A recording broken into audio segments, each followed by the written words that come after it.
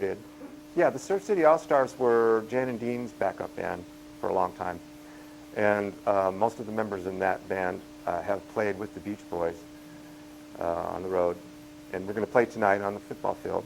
Now what's the matter, buddy? Ain't you heard of my school? It is number one in the state. Club in the world! So be true to your school. Just like you would in your paradise. So be true to your school. Now let your colors fly. Be true to your school. I got a little sweater with no letter in front. I got the football track. I'm proud to wear it now when I cruise around the other parts of the town. I got my $2 bag. And be true to your school. Just like you would in your girly guys. And we do a lot of jobs. We just did one in Nantucket last week. A couple weeks before that, we were in North Carolina. So we work a lot. Yeah, Dick Dale was actually the only guy we went to see on a regular basis. And we went to see the Bel Airs play quite a bit because we became friends with Paul after that. But these guys were actually the fathers of the surf instrumental music. See, we adopted the surf instrumental and Brian put vocals to it.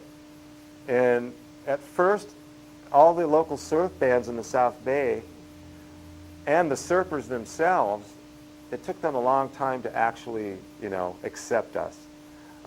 They were a little bit resentful. In the first place, the surfers thought we were exploiting their sacred sport, commercializing it, so they kind of resented that. And the instrumental bands said that's not real surf music because of all the vocals. But then, obviously, as you know, people accepted us, and we became, pretty much standard and regarded as surf music. Yeah. In the later years, of course, Brian strayed away from that. He had so much music flowing through him that he had to express himself, and thus we get Pet Sounds and Smile and Smiley Smile and all those kinds of things, and which is all brilliant. But, of course, it did stray away from the surfer. And by that time, surfing was pretty much commercialized anyway, I think. During the 70s, it started really becoming sort of a mainstream thing. Yeah, I personally got out of the Beach Boys and started playing a lot of rhythm and blues. Like, I think Eric Clapton and John Mayall introduced blues to the kids in the late 60s. The teenagers, the mainstream music buyers, weren't really aware of where the music was coming from, and the roots were in the blues music. And so, thanks to these English guys who were, and the Rolling Stones too were very heavily blues influenced. So I went off into that direction. Actually attended music school for about a summer in Boston. But I learned so much that I still use it. I didn't have the qualifications to get into school, but I studied with the composer at the conservatory for about, 8 months or so, and learned quite a bit of stuff. What we were doing was more like, traditional blues, like Jimmy Reed, and the more commercial kind of stuff like Ray Charles. And we actually went out and searched for all the old blues guys, like, Muddy Waters and Howlin' Wolf, and you name it. There's just like Elmore James, which was a big influence on B.B. King. B.B. King was one of the guys that Eric Clapton was influenced by. And Eric Clapton was kind of a messenger to us in this country to, hey, go back to your roots and listen to this blues stuff. Because like I said it before, it's just the basis of all music. When we heard Chuck Berry, we didn't really know that that's where he was getting his ideas from, but we learned later that, it was just a matter of interpretation. That kind of music is a tool, and you can use it to express, your own song. Brian Wilson, the genius behind the Beach Boys, was taking music lessons in this very classroom. This piano here, we found out after exhaustive research, was the one Brian Wilson actually played on back in the 60s.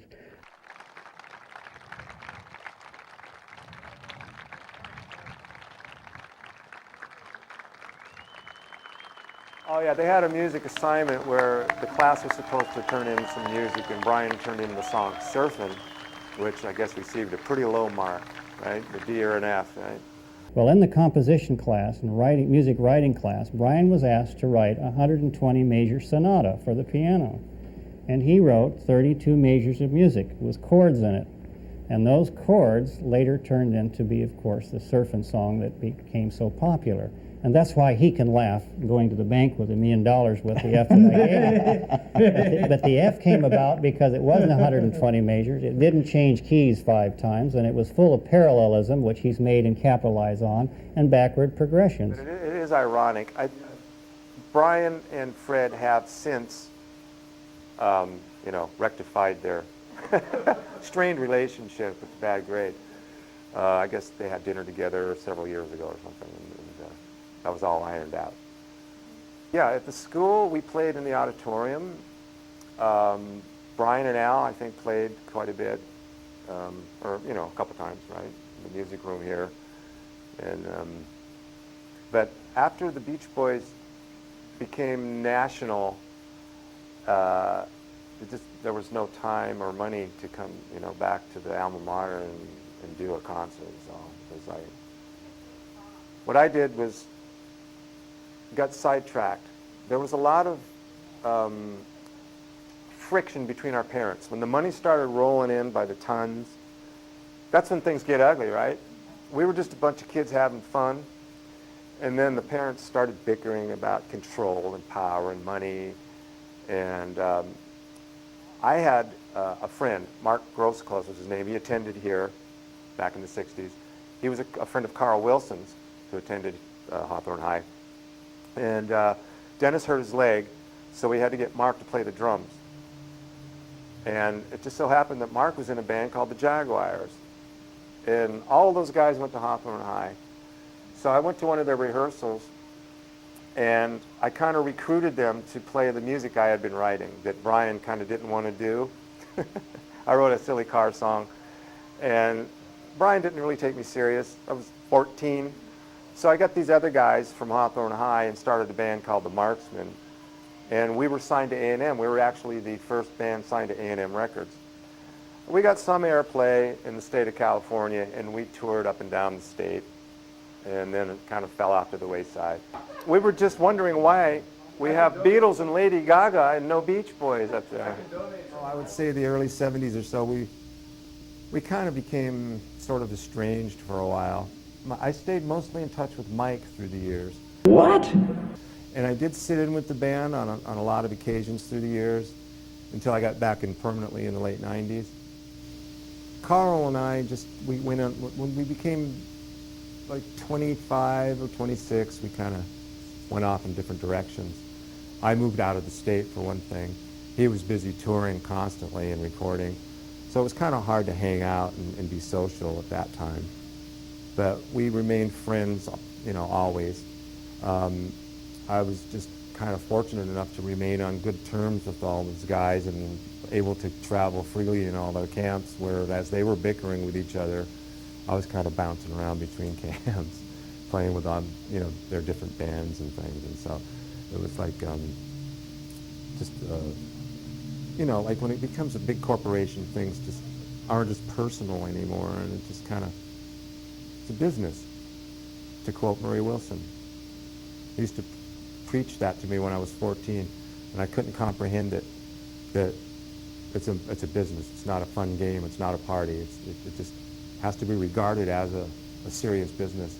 If you want to be able to be heard and express yourself and have the world hear it, it has to be approached as a business. There's a book called The Lost Beach Boy by John Stebbins, which I contributed to. And I think the research, the extended research and checking of facts on that book was surpassed from any other book that was out. I think it's the most accurate account to date in that book of what really happened and the personnel changes and that kind of thing. But, we used to make fun of him, but he wrote a couple of pretty decent songs. After I left the Beach Boys and started my own band when I was 15, Murray actually wanted to manage my band. And I was kind of against that because we didn't see eye to eye on a lot of things while I was in the Beach Boys, and he was a little too aggressive, so I kind of declined. So he recruited a bunch of other guys that we went to school with called the Renegades, which were a blues band. And Murray wanted to compete with Brian, so he turned the Renegades into the Sunrays, a surf band. And these guys were really good. And Murray would hire me and Glenn Campbell to go play on their records. The Sunrays did a couple of Murray's songs. One was called Bye Baby Bye, which was a ballad that I played on. And another one was Out of Gas, which was a car song. And it had humorous lyrics. And I mean, they were every bit as good as, you know, the other people that were trying to write surf and car songs at the time. Although he was an old man, but the songs were just as good. And I remember Murray, he said that he wrote the Tennessee Waltz. It was a big hit by a singer named Patti Page. And yeah, he claimed that, now this, I don't know what the facts are exactly, this is kind of a rumor or a legend that Lawrence Welk kind of ripped him off and stole that song from him, Tennessee Waltz. Because Murray used to sit at that big B3 Hammond organ. He would sit there and just, you know, jam and write songs. And his wife Audrey played the piano. And when the boys and I were little kids, she would sit us down one at a time and teach us how to play the little, like, boogie-woogie piano, which, if you remember, on one of the first albums, there was a song called Boogie Woody. And that's the lick that she taught us all how to play on the piano, which, like, really helped us when we started playing guitars and bass and drums together. That was kind of a central point that we all focused on, was that piano that we were taught by the Beach Boys' mom, and it helped us play tighter and more together. Because that's basically what we were doing on the guitar too. You know, stuff like just those little bass riffs that you do on the piano when you're playing boogie woogie. And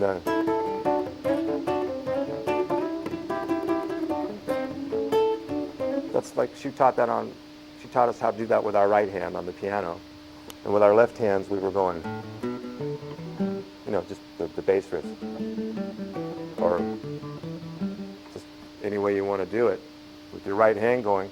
So we adapted that to the guitars, and it was really helpful. There's nothing more exciting than the sparkle of chrome, like on the Beatnik Bandit with the clear glass dome. And there's a place downtown where you can see them all. You can browse all night and really have a ball at the Custom Car Show. At the Custom Car Show. There isn't any other place that I would rather be than the Custom Car Show. You see the surfing woodies and the juice cool goodies at the, you know, so forth, so on. And then it kind of goes, and there's like a,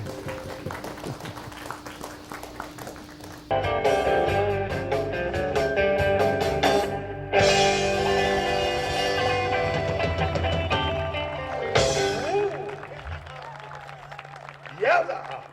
Okay, give me a break. I was 15 when I wrote that. Come on. we got the bass player from the Marksmen, the only guy left. Him and I are the only two guys left from the band. He's going to be here tonight, and I'm going to call him up to play the bass on those songs. We're going to do 3 of them. There was another one that I did. It was like a Dick Dale. Remember Miserlou? It's hard to do without a pick, but anyway, it's you'll hear it tonight. And then another song called Cruisin'. We're going to do those 3 songs tonight. One of the Marksmen was a disc jockey for a while in Baltimore, and then I lost track of him. 2 of them died, and then another one moved back to Indiana, and I lost touch with him. So Bill is the only guy left, and he's an alumnus right in Hawthorne High. Sat in his music room.